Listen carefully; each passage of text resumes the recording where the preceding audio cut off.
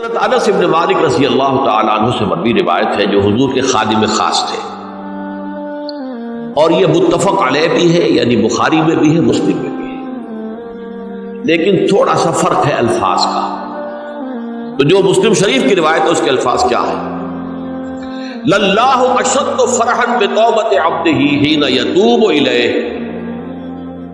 جان لو اللہ تعالیٰ کو زیادہ خوشی ہوتی ہے اپنے کسی گناہ گار بندے کی توبہ سے جبکہ وہ توبہ کرتا ہے۔ کس سے زیادہ ہوتی ہے؟ اب اس کی ایک تمثیل کی، من احدکم، ایک ایسے شخص سے بھی زیادہ بڑھ کر خوشی ہوتی ہے، کان علی راحلتہ بارض فلات، کہ جو بہت ہی دور دراز کے اور سنسان علاقے میں سفر کر رہا تھا، فانتحرفت منہ، اس کی سواری جو ہے گم ہو گئی، وعلیہا طعامہ وشرابہ، اسی پر اس کا کھانا بھی تھا اور پانی بھی تھا، اونٹنی پر سفر کر رہا تھا، اسی پر ہوتا ہے راحلہ جو ہے راستے کا سامان، اچانک کہیں بیٹھا ہے تھوڑی دیر کے لیے سستانے کے لیے، کہیں اونٹ آ گئی اور اونٹنی صاحبہ غائب ہو گئی۔ اب آنکھ کھلی اور اس نے دیکھا،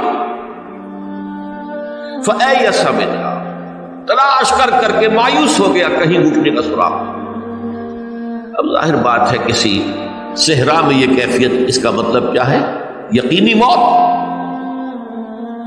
فَأَتَى شَجَرَةً فَاسْتَجَعَ فِي ظِلِّهَا وَقَدْ أَيَسَ مِنْ رَاحِلَتِهِ، تو وہ ایک درخت کے نیچے اس کے سائے میں آ کے لیٹ گیا، گویا کہ موت کی امید۔ فَبَيْنَهُمَا وَهُوَ كَذَلِكَ اِذْ هُوَ بِهَا قَائِمَةٌ عِندَهُ، اس کی کہیں دوبارہ آنکھ لگی ہے، جو کھولا تو دیکھتا ہے اونٹنی تو موجود ہے، کھڑی ہے، تو وہ فوراً اس کی وہ جو رسی ہے وہ پکڑتا ہے، وَأَخَذَ بِخِتَامِهَا ثُمَّ قَالَ مِن شِدَّةِ الْفَرْحِ، اب جو اسے مسرت ہوئی اس کا آپ اندازہ کر سکتے ہیں، ایک یقینی موت کا معاملہ آ چکا تھا، اور اچانک اللہ تعالیٰ نے وہ کھوئی ہوئی اونٹنی جو ہے وہ واپس دلا دی۔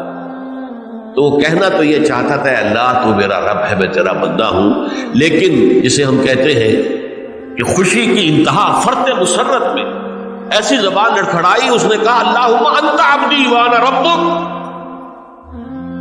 اے اللہ تو میرا بندہ ہے، میں تیرا رب ہوں، یہ کہتا ہے۔ یہ کیا ہے؟ فرط مسرت، جسے آپ خوشی کی انتہا، کہ جس میں انسان جو ہے اتنی بڑی خطا کر بیٹھتا ہے۔ اللہ کو اپنے کسی گناہ گار بندے کی توبہ سے اس سے بھی زیادہ خوشی۔ اب ظاہر بات ہے کہ تماثیل کس لیے؟ بعض لطائف، بعض حقائق اتنے لطیف ہوتے ہیں کہ ان کو بیان نہیں کیا جا سکتا بتمام و کمال، تو مثالوں کا سہارا لیتے۔ اللہ کو کتنی خوشی ہوتی کیا سمجھیں گے؟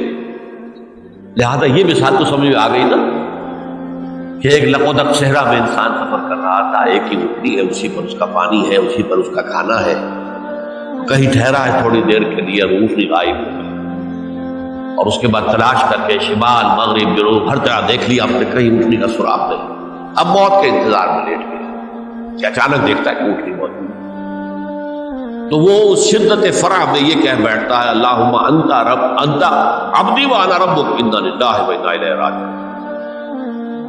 اب دیکھیے ایک حدیث وہ آ رہی ہے، اور اس کو یوں سمجھیے، اللہ تعالیٰ نے جو انسان پیدا کیے ہیں ان کے مزاج مختلف ہیں۔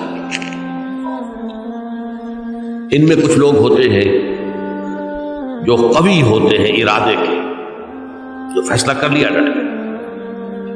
کچھ لوگوں میں وہ قوت ارادی اتنی مضبوط نہیں ہوتی، وہ ادھر ادھر سوچتے رہتے ہیں۔ کچھ لوگ جسمانی طور پر بہت توانا ہوتے ہیں، کچھ لوگ جسمانی طور پر پیدائشی طور پر کمزور ہوتے ہیں۔ تو اگر کوئی قوت ارادی کمزور رکھنے والا شخص ہے، وہ بھی تو اللہ کی تخلیق ہے، اللہ کا بندہ ہے، خطاؤں کا ظہور ہو جاتا ہے، توبہ کرتا ہے، پھر کچھ عرصے کے بعد پھر خطا کا ظہور ہو جاتا ہے، پھر توبہ کرتا ہے، تو ہم تو یہ سمجھیں گے کہ ایک حد کے بعد پھر اس کی توبہ قبول نہیں ہونی چاہیے۔ لیکن حدیث سنیے، وعن ابی ہریرہ رضی اللہ تعالی عنہ قال قال رسول اللہ صلی اللہ علیہ وسلم ان عبدا اذنب ذنبا، یقیناً ایک بندہ جو ہے وہ ایک گناہ کرتا ہے، فقال، پھر وہ کہتا ہے رب، اے میرے پروردگار، اذنبت فاغفر، مجھ سے گناہ ہو گیا ہے، مجھے معاف فرما۔ فقال ربہ، تو پروردگار یہ کہتا ہے اعلم عبدی ان لہ ربا یغفر الذنب ویأخذ بہ، میرا یہ بندہ یہ جانتا ہے کہ اس کا ایک رب ہے جو گناہ معاف بھی کر سکتا ہے اور سزا دے بھی سکتا ہے۔ کیا معنی ہوئی؟ گناہ اس نے کیا ہے لیکن جانتا ہے اللہ کو کہ وہ معاف بھی فرما سکتا ہے، تبھی تو وہ اللہ سے معافی کی درخواست کر رہا ہے۔ اس کے اس جاننے کی بنیاد پر، اس کے اس علم کی بنیاد پر، اس کے اس ایمان کی بنیاد پر فرمایا غفرت لعبدی، میں نے اپنے بندے کو معاف کر دیا۔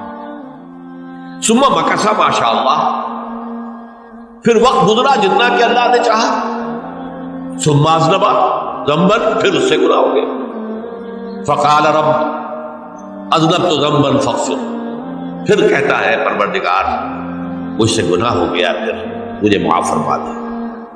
فقال ربہ، اللہ فرماتا ہے عالم عبدی ان لہ ربا یغفر الذنب ویأخذ بہ، میرا بندہ ہے نا جو جانتا ہے کہ اس کا ایک رب ہے، ایمان باللہ اس کے اندر ہے، تبھی تو پکار رہا ہے، اور یہ بھی جانتا ہے کہ وہ گناہ معاف بھی کر سکتا ہے اور چاہے تو پکڑ بھی سکتا ہے، سزا بھی دے سکتا ہے۔ تو فرمایا، اللہ تعالیٰ فرماتے ہیں میں نے فرمایا کہ میں نے معاف کیا۔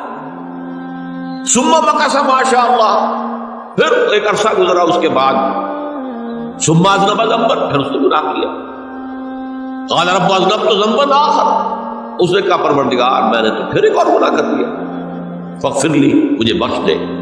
فقال اعلم عبدی ان لہ ربا یغفر الذنب ویأخذ بہ، میرا بندہ جانتا ہے نا کہ اس کا ایک رب ہے جسے وہ پکار رہا ہے، اور وہ جانتا ہے کہ اسے اختیار حاصل ہے کہ چاہے تو بخش دے اور چاہے تو پکڑ دے۔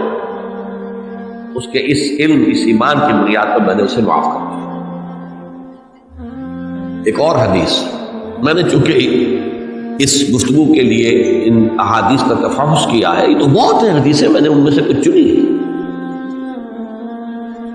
ہمارے بعض واعظ ناصح وہ بھی کسی شخص کو روکتے رہے، برائیوں سے روکتے رہے، نہیں رکتا،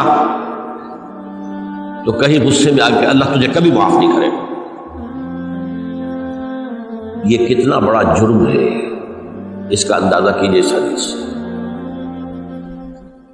تم میرے بندے کو میری رحمت سے مایوس کر رہے تھے، کتنا بڑا جرم ہے، اس کا اندازہ کیجیے۔